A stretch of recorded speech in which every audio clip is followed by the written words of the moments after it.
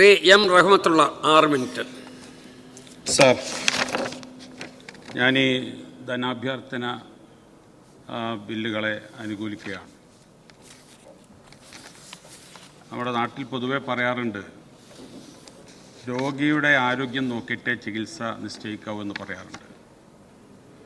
ഏതാണ്ട് 5 ലക്ഷം കോടി രൂപയുടെ കടക്കണിയിൽ പെട്ടു നിൽക്കുന്ന സംസ്ഥാനമാണ് ഈ കേരള സംസ്ഥാനം.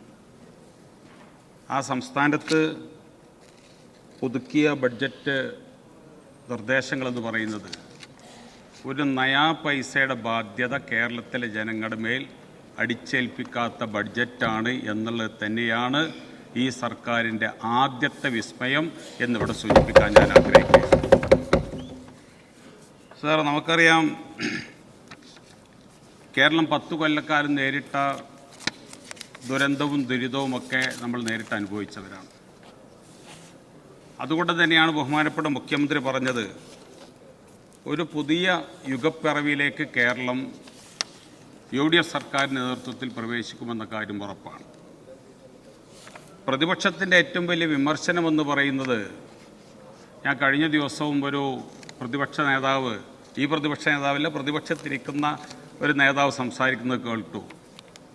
കേരളത്തിലെ മുഖ്യമന്ത്രി വളരെ സുന്ദരനാണ്, അദ്ദേഹം ചിരിച്ചുകൊണ്ടേയിരിക്കുന്ന മുഖ്യമന്ത്രിയാണ്. ഞാൻ പ്രാർത്ഥിക്കുകയാണ്, അങ്ങയുടെ സൗന്ദര്യവും അങ്ങയുടെ ചിരിയും കാലാകാലം നിലനിൽക്കട്ടെ എന്ന് ഈ സന്ദർഭത്തിൽ പ്രാർത്ഥിക്കുകയാണ്. ഒരു മുഖ്യമന്ത്രിക്ക് ചിരിക്കാൻ സാധിക്കണമെങ്കിൽ തീർച്ചയായിട്ടും ഈ സംസ്ഥാനത്തെ എങ്ങനെ രക്ഷപ്പെടുത്താമെന്നുള്ള കാഴ്ചപ്പാടിൻ്റെയും പ്രതീക്ഷയുടെയും അടിസ്ഥാനത്തിലാണ് ബഹുമാനപ്പെട്ട മുഖ്യമന്ത്രി ചിരിച്ചുകൊണ്ടിരിക്കുന്നത്. ഈ ബഡ്ജറ്റ് എന്ന് പറയുന്നത് ഒരു സമഗ്രമായ രാഷ്ട്രീയ സാമ്പത്തിക രേഖയാണ്.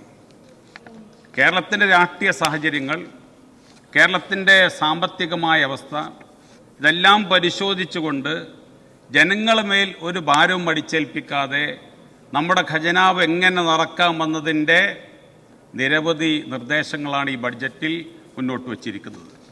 അതുകൊണ്ട് തന്നെ ഇതിനെ സഹർഷം കേരളത്തിലെ എല്ലാ വിഭാഗം ജനങ്ങളും സ്വാഗതം ചെയ്തുകൊണ്ടിരിക്കുന്നു എന്ന് ഈ സന്ദർഭത്തിൽ സൂചിപ്പിക്കാൻ ആഗ്രഹിക്കുന്നു. ഈ ബഡ്ജറ്റ് പരാമർശിക്കാത്തൊരു ഭാഗവുമില്ല സാർ. അപ്പുറത്തിരിക്കുന്നവർക്കത് മനസ്സിലായിക്കൊള്ളണമെന്നില്ല, അവരേതോ പഴയ കാലത്ത് ജീവിക്കുന്നവരാണ്. ഈ ബഡ്ജറ്റിനെ സംബന്ധിച്ച് ചർച്ചയിൽ തന്നെ ബഹുമാന്യരായ ചില അംഗങ്ങൾ ഇവിടെ നടത്തിയ പ്രസംഗങ്ങളൊക്കെ നമ്മൾ കേട്ടതാണ്.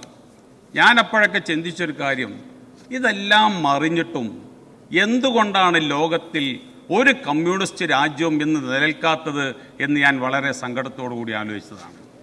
എന്തെല്ലാം താത്വികമായ വിശകലനങ്ങളാണ് ഇവിടെ നടത്തിയത്. മുതലാളിത്തം കടന്നു വരുന്നതിനെക്കുറിച്ച്, സാമ്രാജ്യത്വം കടന്നു വരുന്നതിനെക്കുറിച്ച്, ഫിനാൻസ് ക്യാപിറ്റലിനെ കുറിച്ച്, അതിൻ്റെ അപകടത്തെക്കുറിച്ചൊക്കെ തന്നെ എത്രയാണ് ഇവിടെ സംസാരിച്ചത്. ഇതെല്ലാം അറിയുന്ന ധാരാളം ആളുകൾ ഉണ്ടായിട്ടും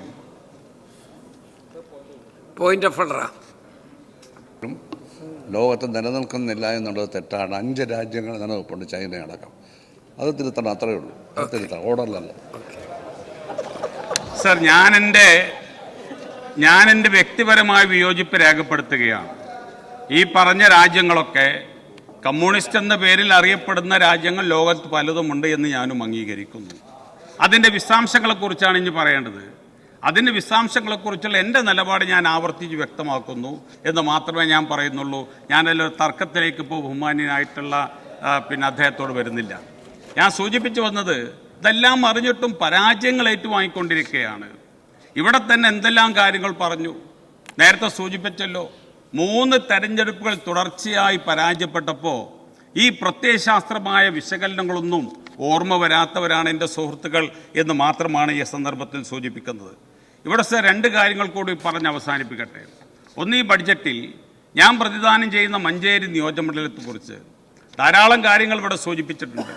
നേരത്തെ ബഹുമാനപ്പെട്ട രംഗം സൂചിപ്പിച്ച പോലെ ഇതിൽ ബഡ്ജറ്റിൽ കാര്യമായ തുക നീക്കിവെച്ച നിർദ്ദേശങ്ങളുണ്ട്, എന്നാൽ ചില ചെറിയ തുകകൾ മാത്രം നീക്കിവെച്ച നിർദ്ദേശങ്ങളുണ്ട്. എന്തായാലും മഞ്ചേരി മണ്ഡലത്തെ സംബന്ധിച്ച് ഈ ബഡ്ജറ്റിൽ വന്ന എല്ലാ നിർദ്ദേശങ്ങളും നടപ്പിലാക്കാൻ സർക്കാരിൻ്റെ ഭാഗത്തു നിന്ന് വലിയ പരിഗണന ഉണ്ടാവണമെന്ന് ഈ സന്ദർഭത്തിൽ ഞാൻ അഭ്യർത്ഥിക്കുന്നു. കാരണം 10 കൊല്ലമായി വികസനം കടന്നു വന്നിട്ടില്ലാത്ത മേഖലയാണ് ഞങ്ങളുടെ മേഖല.